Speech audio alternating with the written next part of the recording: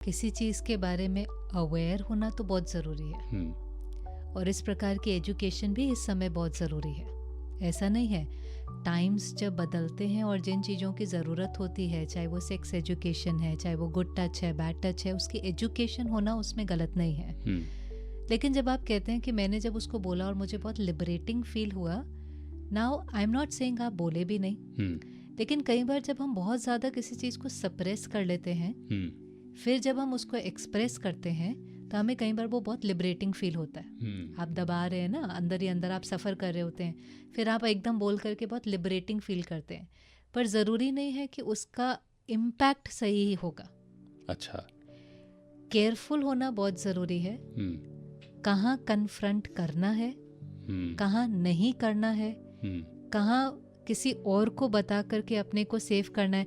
See it is not always about जो एक होता है कि लड़ लेना, बोल देना, झगड़ा कर लेना। सल्यूशन होना चाहिए। फॉर एग्जाम्पल, अगर आपको ऐसा फील होता है तो आपको केयरफुल तो होना ही पड़ेगा, ज़रूरी है। अगर आपको फील, कई बार तो एजुकेशन न भी हो लेकिन आपको वाइब्रेशन से भी पता चल जाता है। जी बिल्कुल। छोटे बच्चों को तो हमें एजुकेशन देनी पड़ती है क्योंकि उनको पता नहीं होता, तो उनको हमें ये सब चीज़ें सिखानी पड़ती हैं। आज कोई बस ड्राइवर है, कोई टीचर है, उनको समझ नहीं है तो हम लिटरली उनको समझाते हैं गुड टच क्या है, बैड टच क्या है।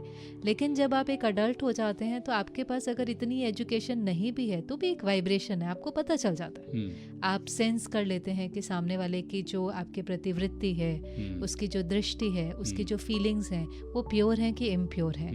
देन आपको केयरफुल भी होना है, और समवेयर कई बार वो लाइन भी ड्रॉ करनी पड़ती है कि वो ऐसा न कर सकें, और उसके लिए अगर कोई स्टेप लेना पड़ता है तो वो भी लेना पड़ता है।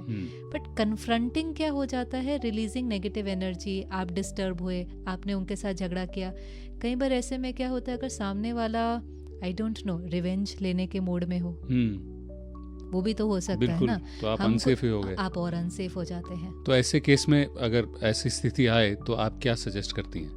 आप केयरफुल हो जाएं, आप असर्टिव होकर के उनको बोलें, आप उनको ह्यूमिलिएट नहीं करें, आप उनको रिजेक्ट नहीं करें, पर आप बहुत असर्टिव होकर के अपनी बात करें कि अगली बार दूसरा वाला सोचे।